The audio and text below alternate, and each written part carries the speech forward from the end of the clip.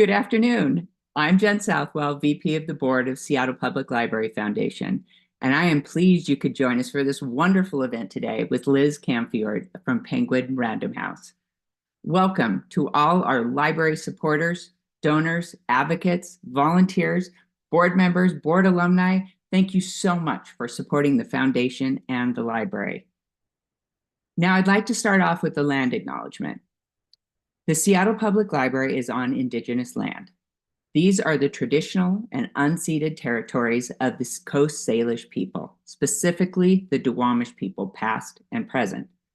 We acknowledge the land with gratitude, and we hope that you will use the library to study, understand, and act in a way that inspires you.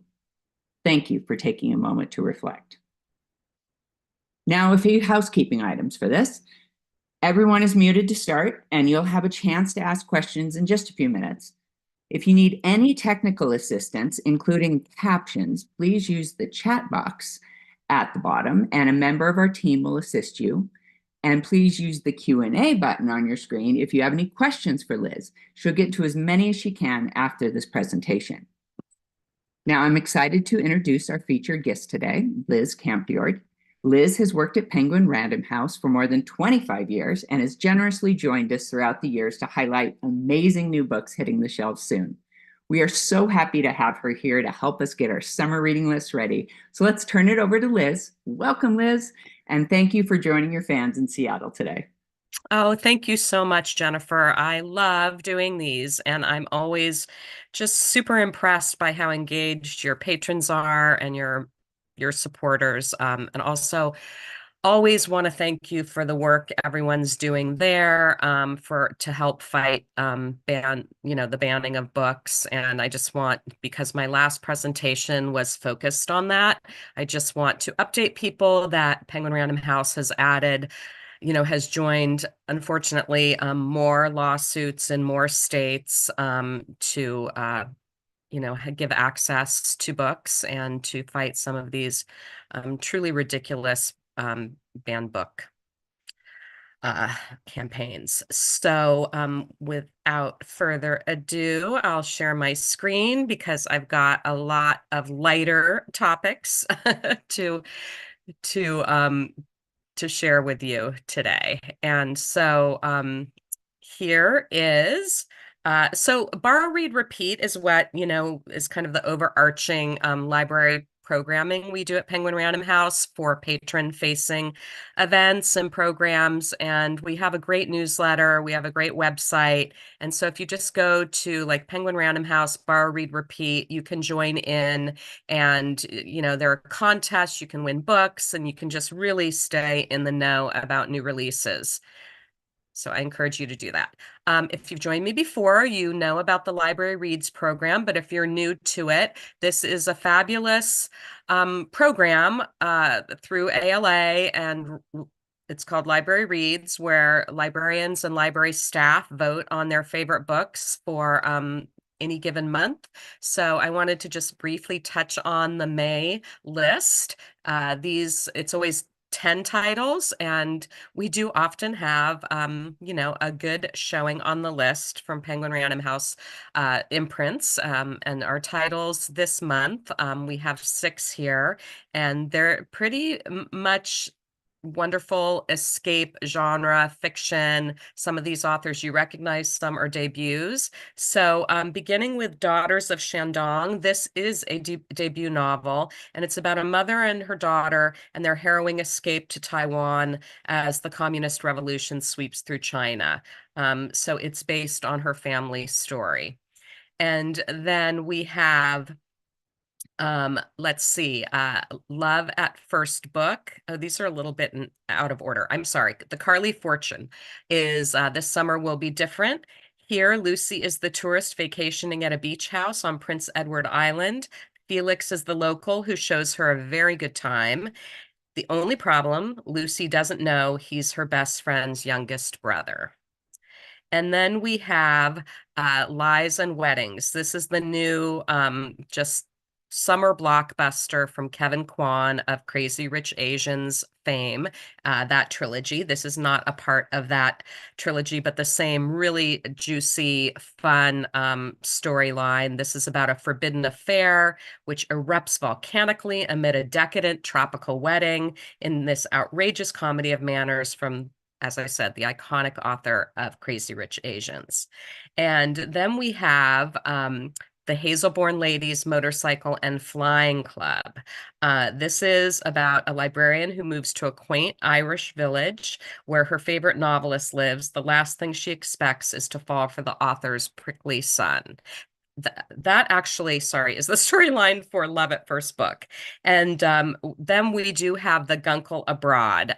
If you've read any of the Guncle books, Stephen Rowley is so wonderful. This character where he takes care of his niece and nephew. This time he's called back to his Guncle duties abroad, this time for a big family wedding in Italy. So really wonderful stories.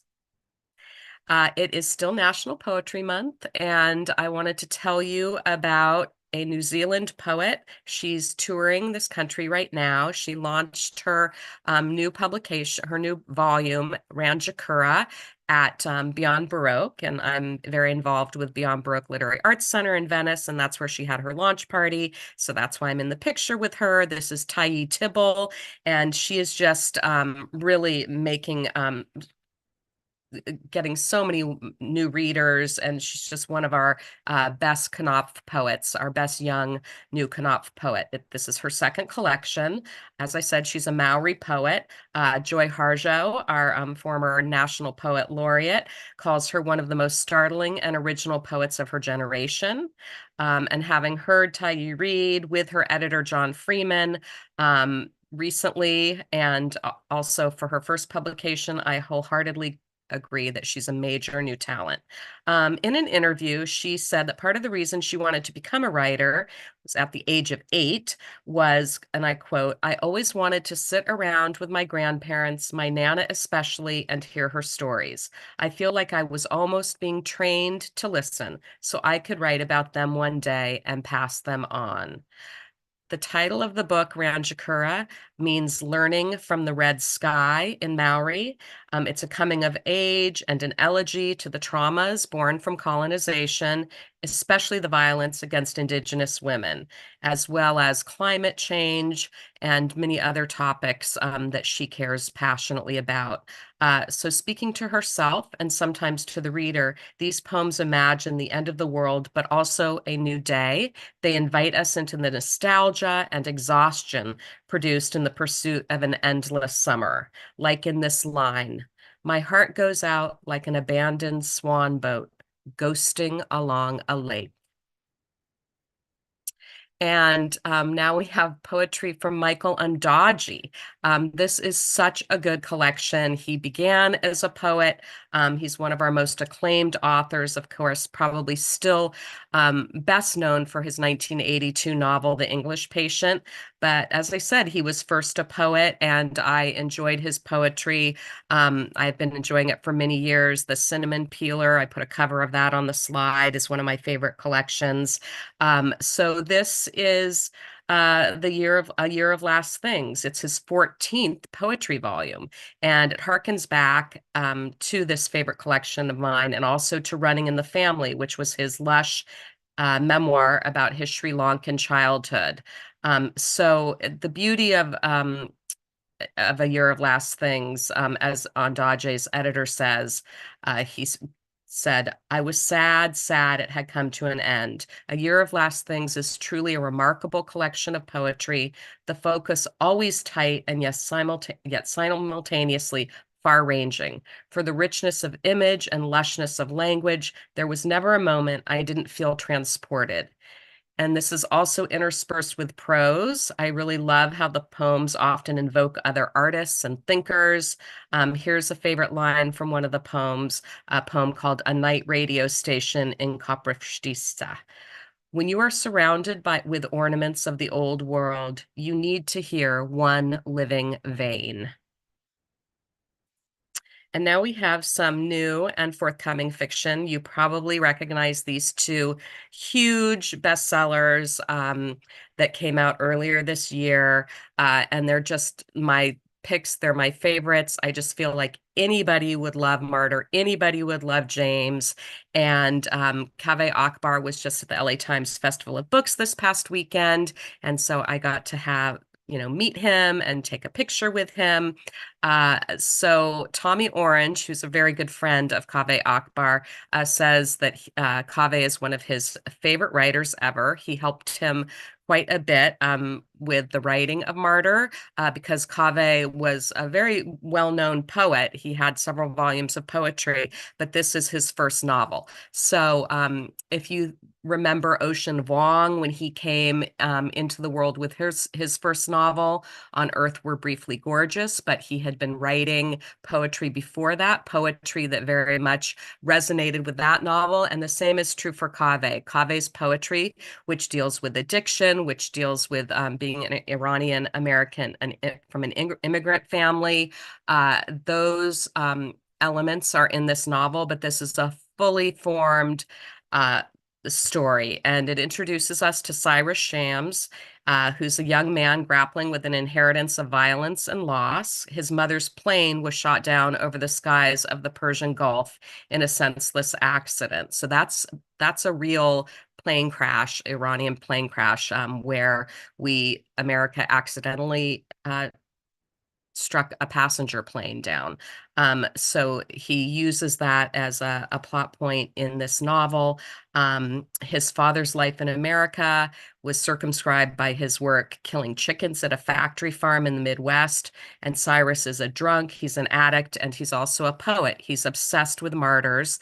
And this leads him to examine the mysteries of his past toward an uncle who rode through Iranian battlefields dressed as the angel of death to inspire and comfort the dying, and also toward his mother through a painting discovered in a Brooklyn art gallery that suggests she may not have been who or what she seemed. This takes on so many different topics about women in Iran, about the character and his sobriety. It's actually funny. So I love it. My book club loved it, and I can't say enough about it.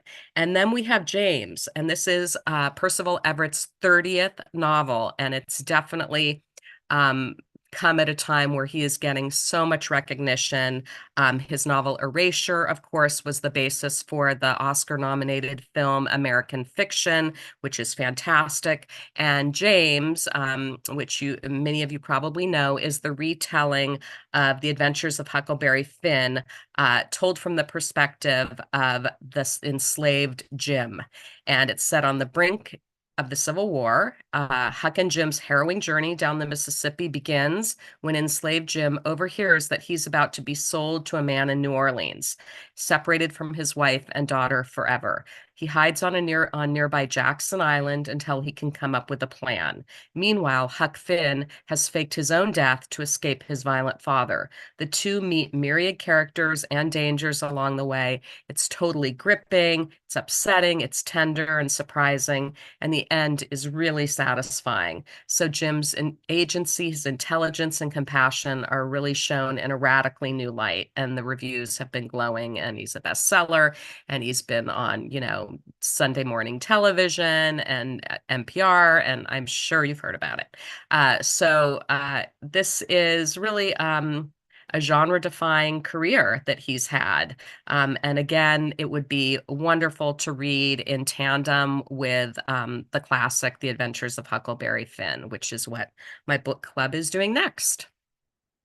And then we have the Titanic Survivors Book Club. So we all love a book about the transformative power of books. This is told in first person. It's the story of Yorick, who's named by his vaudevillian father after the skull Hamlet holds up. Alas, poor Yorick, you may remember. Yorick survived the sinking of the Titanic by not boarding the ship as he had planned. And he says, I put a twist in my own plot. As an apprentice librarian for the White Star Line, his job was to curate the ship's second-class library. But the day the Titanic set sail, he was left stranded on the dock. He takes this twist of fate as a sign that he should follow his lifelong dream of opening a bookshop in Paris. So, for weeks after the sinking of the Titanic, York sees his name on the list of those lost at sea, and then his name just disappears. But he still receives a message in a bottle to join a secret society of Titanic survivors. These are other ticket holders who didn't board the ship for one reason or another. Haunted by their good fortune, survivors' guilt, they form a book club where they can grapple with their own anxieties through heated discussions of books like The Awakening or The Picture of Dorian Gray. There are tons of literary references in this, adding a lot of depth and beauty to it. And of this ragtag survivors group, York does find himself particularly drawn to the glamorous Zinnia and the mysterious Hayes, and they form sort of a love triangle, and friendship forms between the members. And all of this is while the Great War is looming, and one of their group dies unexpectedly. So the surviving book club members are left wondering what fate might be in store for them. We also have a book club discussion guide and kit for reading groups on our library marketing, Penguin Random House library marketing.com website. And so, yeah, the reviews are great. Shafford, you may have read The Perfume Thief before this, or The Swan Gondola, but this is a book lover's novel for sure. And then we have The Husbands. This is the new Read with Jenna April book club pick. And it's a lot of fun. It's a great premise. When Lauren returns home to her flat in London late one night, she's greeted at the door by her husband, Michael. There's only one problem. She's not married. She's never seen this man before in her life, but according to her friends, her much improved decor and the photos on her phone, they've been together for years. As Lauren tries to puzzle out how she could be married to someone she can't remember meeting, Michael goes to the attic to change a light bulb and abruptly disappears. In his place, a new man emerges and a new, slightly altered life reforms around her. Realizing that her attic is creating an infinite supply of husbands, Lauren confronts the question, if swapping lives is as easy as changing a light bulb, how do you know you've taken the right path? When do you stop trying to do better and start actually living? And everybody's been loving this and waiting for this. This is a collection of fictions by Amor Towles. Of course, he wrote The Lincoln Highway. Well, he burst onto the scene with Rules of Civility, and there is a character in Table for Two based on one of those characters. And then right now, Gentleman Moscow is streaming the adaptation of that novel. So he is just one of our favorite authors. And this collection is sort of a bridge because he will be writing a new novel with a character he introduces here. And that novel will be out in the fall of 2025. So this is a real treat. These 6 stories are based in New York City, and then there's a novella that's set in the golden age of Hollywood. And the New York stories, most of which take place around the year 2000, consider the fateful consequences that can spring from brief encounters and the delicate mechanics of compromise that operate at the heart of modern marriages. And you know, in his novel Rules of Civility, the indomitable Evelyn Ross leaves New York City in September of 1938 with the intention of returning home to Indiana. But as her train pulls into Chicago, where her parents are waiting, she instead extends her ticket to Los Angeles. So these stories are told from 7 points of view, and this novella, Even Hollywood, is about Evelyn and what happens to her. So it describes how she crafts a new future for herself and others. It's a noirish tale, and it takes us through the movie sets, bungalows, and dive bars of LA. This is going to be a huge book. Funny story. It's a joyful novel about a pair of opposites with the wrong thing in common.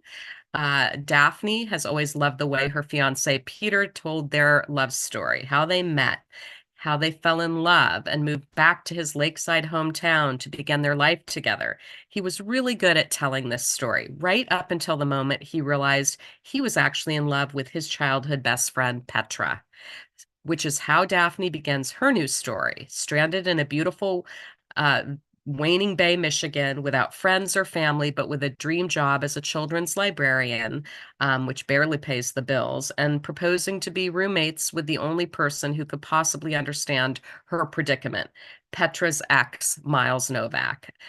So this is a comedy of manners.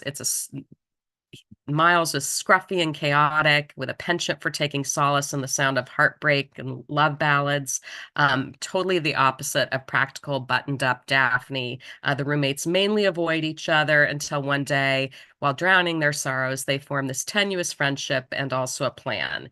If the plan also involves posting deliberately misleading photos of their summer adventures together, well, who could blame them? It's all just for show, of course. There's no way Daphne would actually start her new chapter by falling in love with her ex-fiance's new fiance's ex, right? So that's what I said, escapist fun, but super satisfying rom-com. And Ruth Reichl is one of our most beloved foodie fiction and also memoir writers. This is an adventure of food, art, and fashion set in 1980s Paris. Our character is estranged when her estranged mother dies. Stella is left with an unusual inheritance. She's got a one-way plane ticket and a note reading, "Go to Paris." She's hardly cut out for adventure. A childhood trauma has kept her confined to the strict routines of her comfort zone, and yet her boss encourages her to take the time off. So she resigns herself to honor her mother's last wish for her. She's alone in a foreign city, and she's falling into old habits, living cautiously, frugally, and then she stumbles across a vintage store where she tries on a fabulous Dior dress, and the shopkeeper convinces her this dress was meant for Stella, and she decides to do something impulsive, buy it, and together the dress and Stella embark on an adventure. Her first stop is an iconic brasserie, Le Deux Magots, where Stella tastes her first oysters and then meets an octogenarian art collector who decides to take her under his wing. She has all these wonderful adventures. As weeks and many decadent meals go by, she ends up living as a tumbleweed, quote, at the famed bookstore Shakespeare and Company. And there she uncovers a 100-year-old mystery in a Manet painting, discovers a passion for food that may be connected to her past. And this whole novel is a feast for the senses, and about taking chances and finding your true home. Real Americans, which will be on sale next week. I'm listening to this as an audiobook, and it's wonderful. It's the new novel from California author Rachel Khong, who her debut was Goodbye Vitamin, which won the California Book Award. This is about American identity, and it spans 3 generations in one family. It has themes of class, race, and inheritance as well.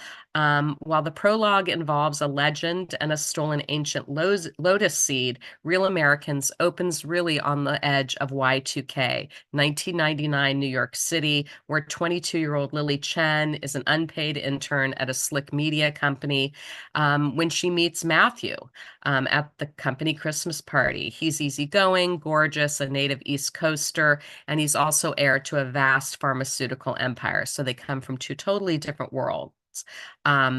And because Lily couldn't be more broke, she's from Tampa. She's the only child of scientists who fled Mao's Cultural Revolution. Yet they fall in love, they marry, and they have a child.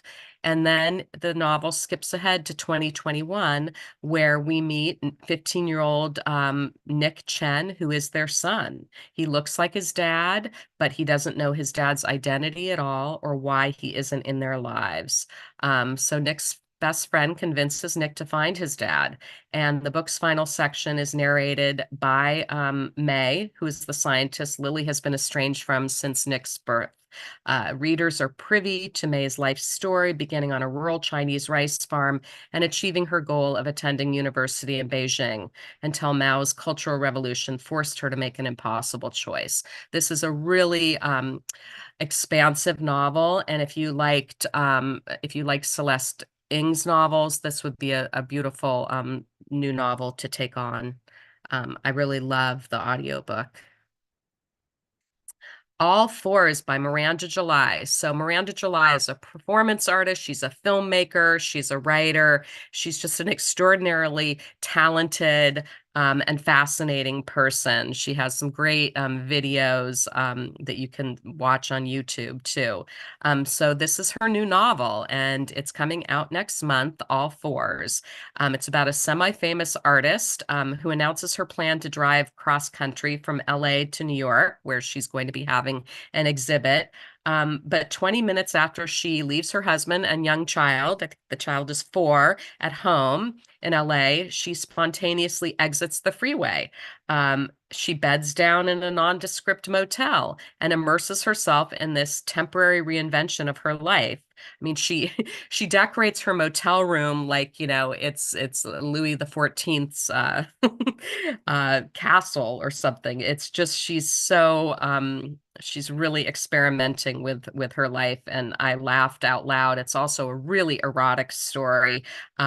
And it just tells the story of her quest for a new kind of freedom. It's part absurd, it's partly tender, sexual, romantic, and the character, this 45-year-old female artist, just transcends expectation. And once again, July hijacks the familiar and turns it into something new and thrillingly profound and alive. And I love the George Saunders quote.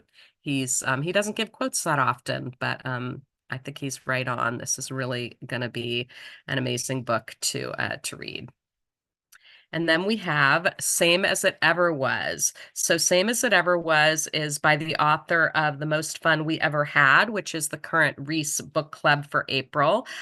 This is another brilliantly observed family drama in which the hard-won affection of a long marriage faces imminent derailment from events both past and present.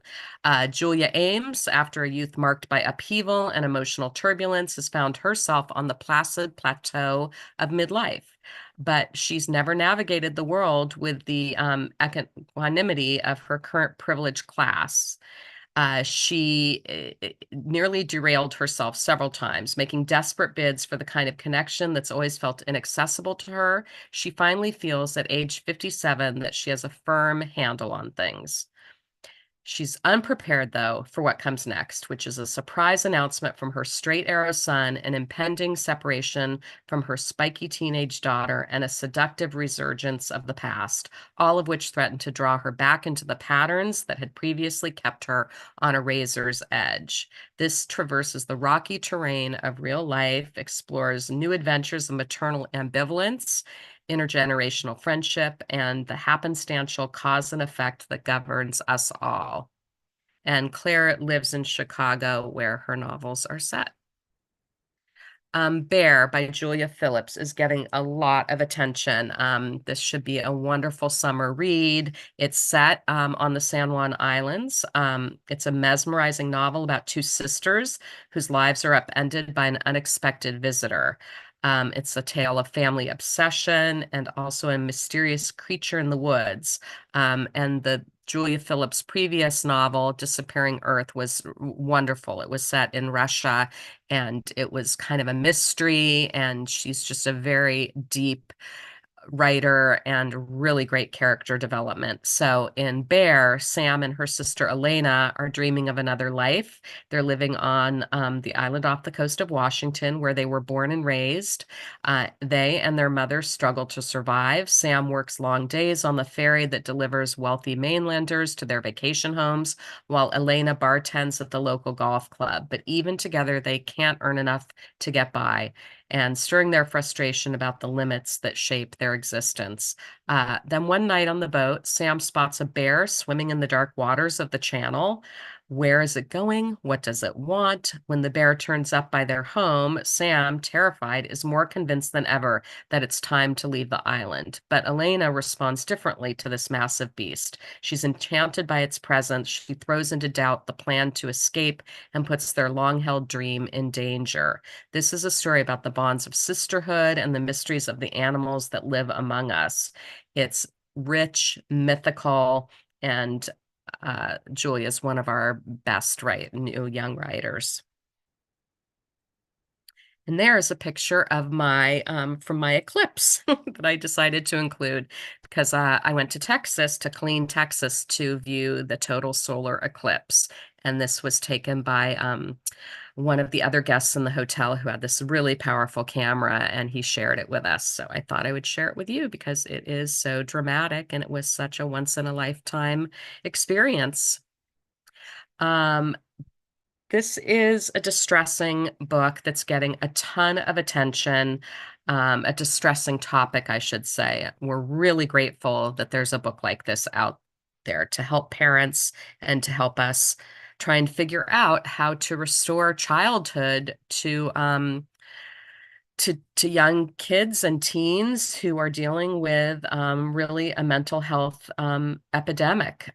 So after more than a decade of stability or improvement, the mental health of adolescents plunged in the early 2010s. Rates of depression, anxiety, self-harm, and suicide rose sharply, more than doubling on most measures. Jonathan Haidt asks why. He's been all over the news, NPR, PBS, ABC, CNN. The book just came out, and it's not controversial exactly. It's just, he just lays it all out there, and he implores parents to and schools to take kids' cell phones away and give them a break from the screen. In The Anxious Generation, he's a social psychologist, Jonathan Haidt lays out the facts about the epidemic of teen mental illness that hit many countries at the same time. He's investigating the nature of childhood here, including why children need play and independent exploration to mature into competent, thriving adults. He shows how the play-based childhood began to decline in the 1980s and how it was finally wiped out by the arrival of the phone-based childhood in the early 2010s. He presents more than a dozen mechanisms by which this great rewiring of childhood has interfered with children's social and neurological development, covering everything from sleep deprivation to attention fragmentation, addiction, loneliness, on, and perfectionism for sure, especially amongst girls. He explains why social media damages girls more than boys and why boys have been withdrawing from the real world into the virtual world with disastrous consequences for themselves, their families, and their societies. And most importantly, he really issues a clear call to action, diagnosing the collective action problems that trap us, and then proposes 4 simple rules that might set us free. He describes steps that parents, teachers, schools, tech companies, and governments can take to end the epidemic of mental illness and restore a more humane childhood. So I can't think of a more important book than amongst those I'm presenting today. And this is something new and special, and as Ann Patchett said, unexpected and spectacular from Amy Tan, and I think it goes on sale today. Yes, this is The Backyard Bird Chronicles, with a foreword by John Sibley, who says of it, David Allen Sibley, who says of the book, the drawings and essays in this book do a lot more than just describe the birds. They carry a sense of discovery through observation, and drawing suggest the layers of patterns in the natural world and emphasize a deep personal connection between the watcher and the watched. The birds that inhabit Amy Tan's backyard seem a lot like the characters in her novels. So this arose somewhat on social media, on Instagram in 2016. Amy had grown really overwhelmed by the state of the world, and she was in search of peace and tranquility. And she looked no further than her own backyard and really started to pay attention to the birds that she could see out her window and in her yard, and connecting to nature in this meaningful way. So she imagines their intricate lives. This is for a novice and experienced bird watchers alike. She's really mapping the passage of time through daily entries and these thoughtful questions. And also, who knew, original sketches, beautiful sketches throughout the book done by her, charting her foray into birding and the natural wonders of the world. Such a beautiful gift book, great gift book for Mother's Day, I think, or any or Father's Day, or just it's so pretty. Okay, I'll try not to talk too long about this book. You may know about it because the author lives in Seattle. She just won this weekend. She was awarded at the LA Times Book Prizes the Christopher Isherwood, which is given to one book a year in the categories of fiction, travel writing, memoir, or diary, to honor Christopher Isherwood's work across all those genres. So this book totally speaks to me and to our cultural moment. It is out in paperback today. It has a brand new cover. The other cover was of Picasso in sort of a bullhead, a famous photo. But this cover is also really descriptive and evocative about what the content of this book is. So it grew from Claire Dederer's instantly viral Paris Review essay, "What Do We Do with the Art of Monstrous Men?" She's a cultural critic. She began her career as a film critic for the Seattle Weekly.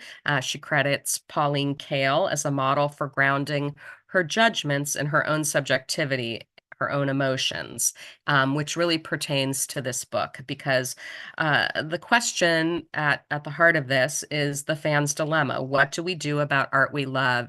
We are continually challenged more and more to separate art from artist and to ask ourselves if we should. Here she opens with Roman Polanski and his films, which she considers brilliant. But how can she, appreciate his films or watch his films knowing about his rapes, and it's just and his dark life. Of course, she talks about Hemingway, about Picasso, about Woody Allen and Miles Davis, also Sylvia Plath and some women. So she's asking a lot of questions. It's like the kind of internal dialogue conversation you might have in your head about these things. And she brings these beautifully to light. It's just totally addictive writing. And of course, she's infusing it with a lot of her own anecdotes, including one in which shortly after watching Rosemary's Baby, she was needed to get to an interview, and she fell on the sidewalk in Seattle. Well, she twisted her ankle, and the pain was so acute, she actually passed out, did a face plant.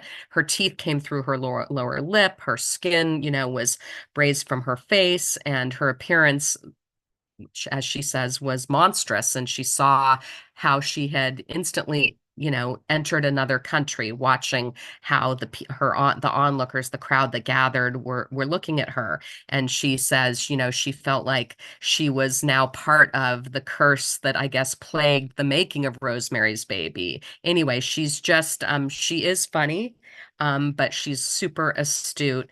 And she talks about, when we watch Seinfeld now, like, don't we always think about, the accounting of Michael Richards' racist rant? Like, there's so many questions about morality and art and genius, and it's just a wonderful, wonderful book, and she's well deserving of the prize.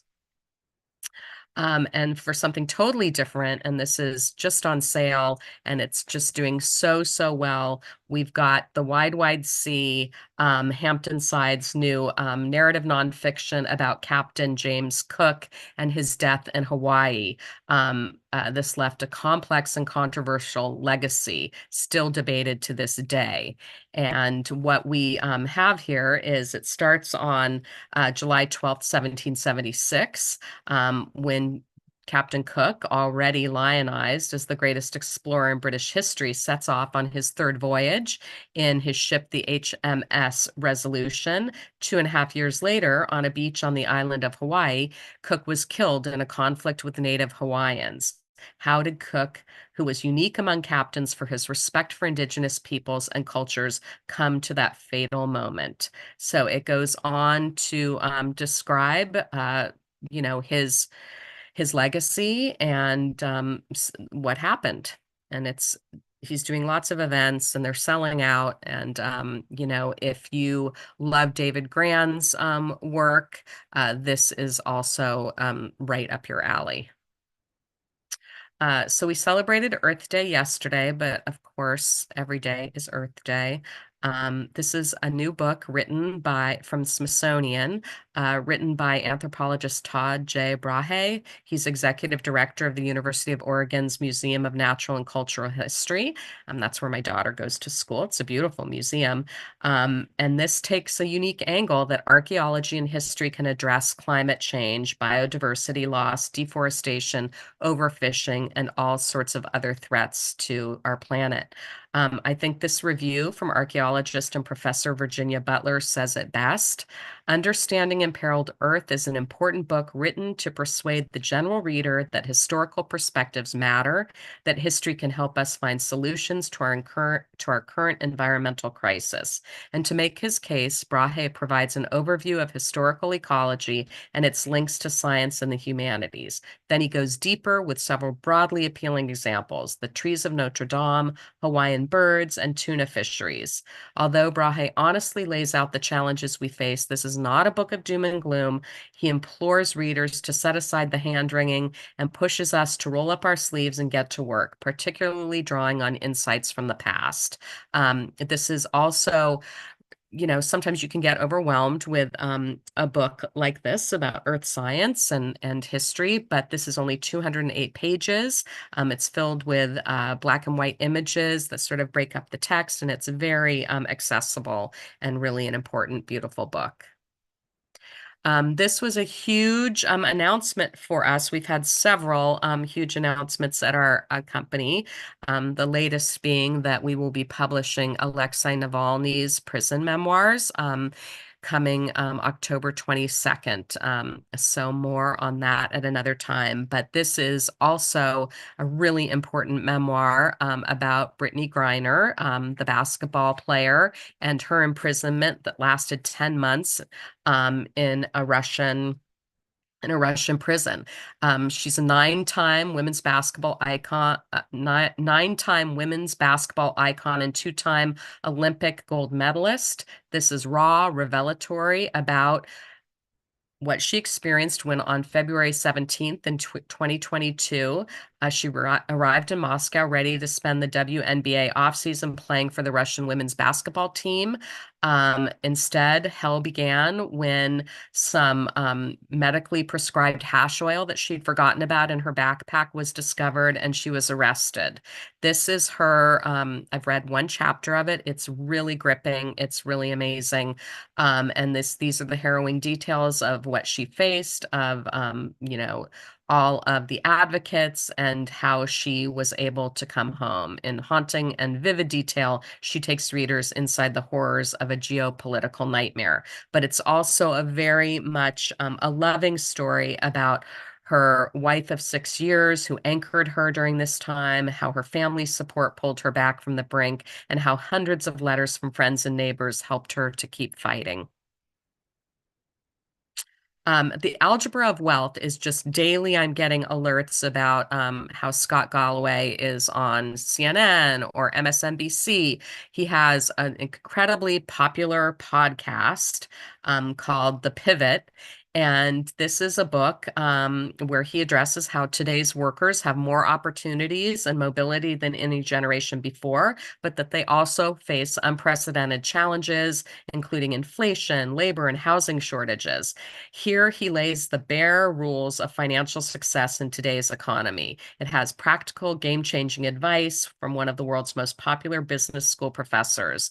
And the Algebra of Wealth is kind of like one of his courses in a book. It's a great practical guidebook to people need to win today's wealth game. And I'm nearing the end here. Thank you so much for your attention. The Demon of Unrest is our our beloved Erik Larson's next book, coming in just a week.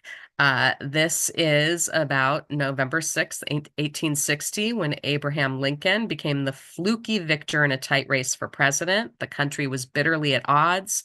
Master storyteller Erik Larson offers this gripping account of the chaotic months between Lincoln's election and the Confederacy's shelling of Sumter. Lincoln himself wrote that the trials of these 5 months were so great that could I have anticipated them, I would not have believed it possible to survive. This draws on diaries, secret communiques, slave ledgers, and plantation records.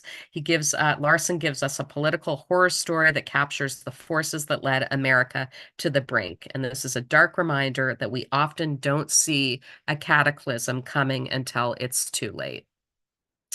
This is a fun book about three department store, women department store owners at the in the early 20th century. The department store, so the 20th century American department store, palace of consumption where every wish could be met, afternoon tea, the latest fashions, whether in New York or Chicago or Main Street, USA, men owned these buildings, but inside, women ruled. In this hothouse atmosphere, three women rose to the top. In the 30s, Hortense Odlum of Bonwit Teller came to her husband's department store as a housewife, tasked with attracting more shoppers like herself, and wound up running the company. Dorothy Shaver of Lord & Taylor championed American designers during World War II, became the first businesswoman to earn $1 million salary.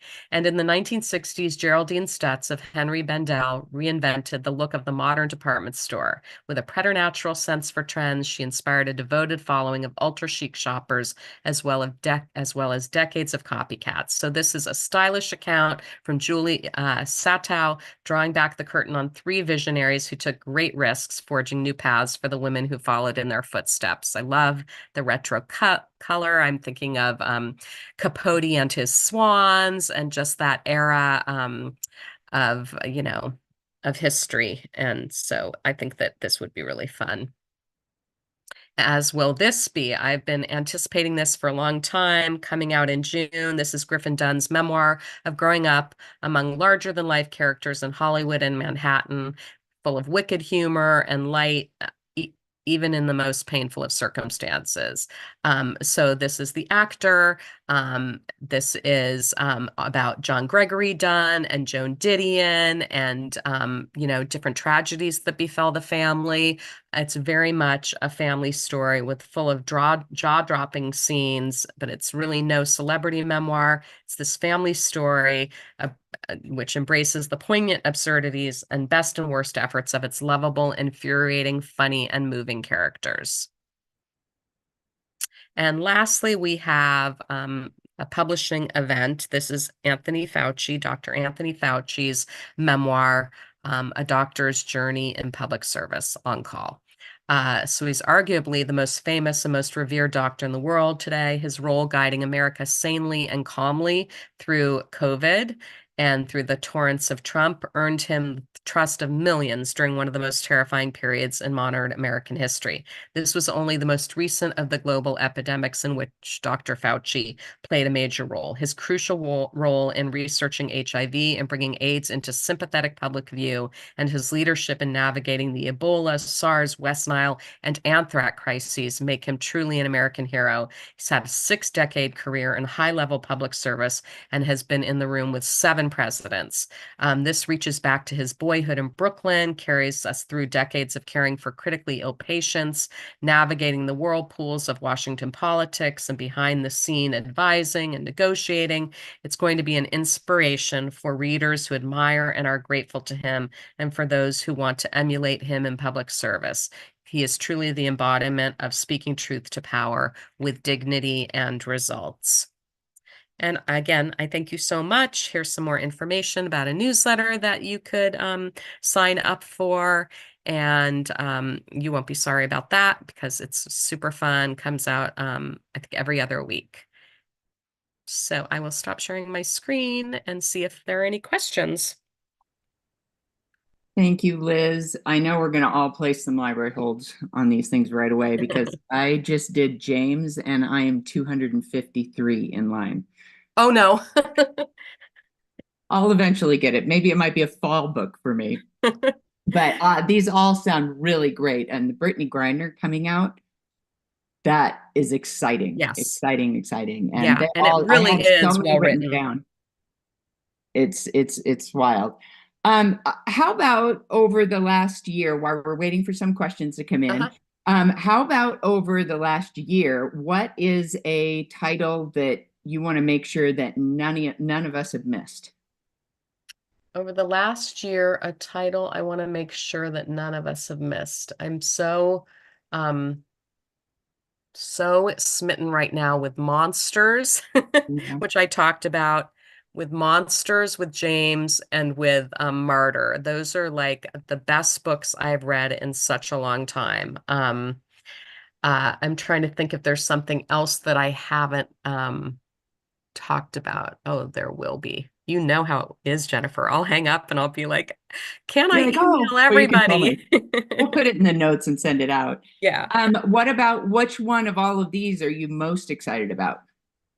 Well, I'm really excited about Brittany's book because it's embargoed, which means we didn't share anything. And like we haven't read it as salespeople, but they did send us one chapter, and it was so hard to not have the next chapter. Sure.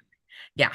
And I mean, I've just started watching, a lot more women's basketball, and she's such an advocate. I mean, her whole self is just, amazing. So that's one I'm really excited about. And then we also are going to publish Clinton's second memoir, After My Life. That's another drop in. So Bill Clinton. I should say Clinton. I should say Bill Clinton. Yeah. That's not right that I said it like that. Okay, how do you have time to read all these books? Well, I'm in my car a lot, so I also listen to audiobooks. And that's a different experience, but I don't know. It's hard not to be a dilettante and read a few chapters of a lot of things. So I also am really liking Real Americans. Yeah. I'm really liking that. And then the All Fours, the Miranda July is so different, so unconventional, and I just, everybody's talking about it. There's a scene in the bathroom that's just almost too much. I love it. There is one question. Any books which are being adapted for TV or film, so we should read right now before it comes out? Well, so Gentleman in Moscow's out right now. And then let me think of what else might be coming soon. I'm not sure. I think that's another thing I would be happy, because we have like a memo where we list all of those. If I could include that in a wrap up, that would be you send a wrap up out, I think. Yes. Yeah, I think that would be the best place for that, because my memory is I think everything I can think of is already out there in the world. All right, we've got one more question. What time for one more question? And if you do have any more questions, you can put them in the Q&A, and we'll provide answers on our wrap up when we send stuff out.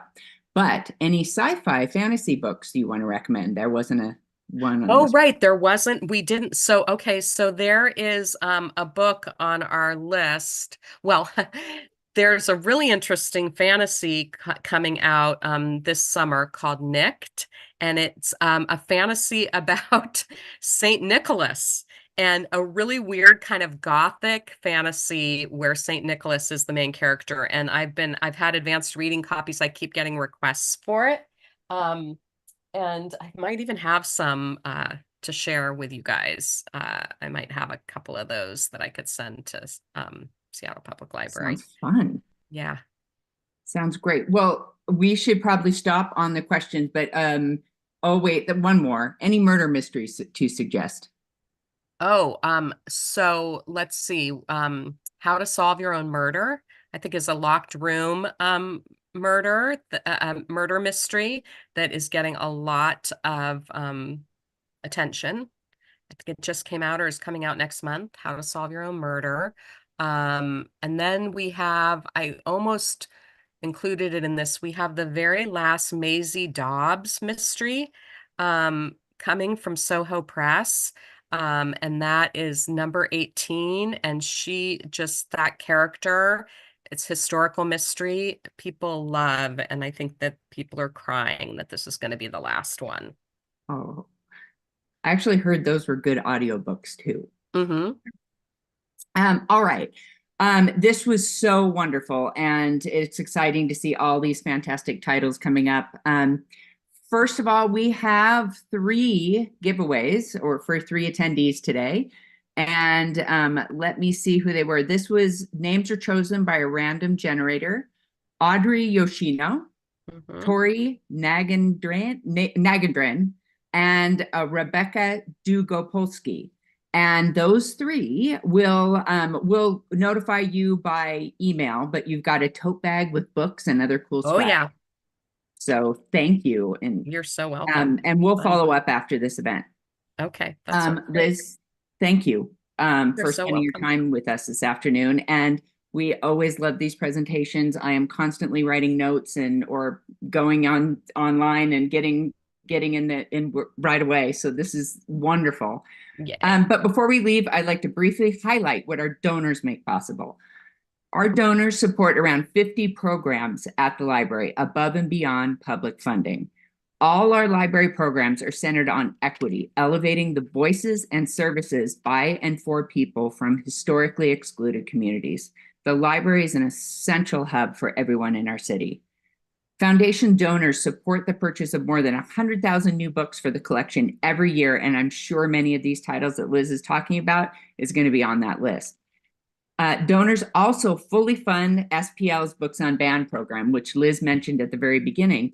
And this provides free digital library cards to young people nationwide who may be facing censorship or lack of library access. We've seen a huge response so far. More than 8,000 young readers have signed up and checked out more than 137,000 books. So it's such a great response, and we just need to make sure the library has the resources to meet the need. So all of you can support this. Give Big starts now and going through May 8th, and your gift will be matched, meaning your support will go twice as far for our library. And that is in the chat. And there's a link in there where you can make a donation for Give Big today. Thank you, all of you, for tuning in this afternoon, and thank you for your dedicated support to the library. Liz, thank you so much. This is such a great list, and I'm excited to get reading for this summer. Have a great day, everyone, and take care. Bye. Bye-bye.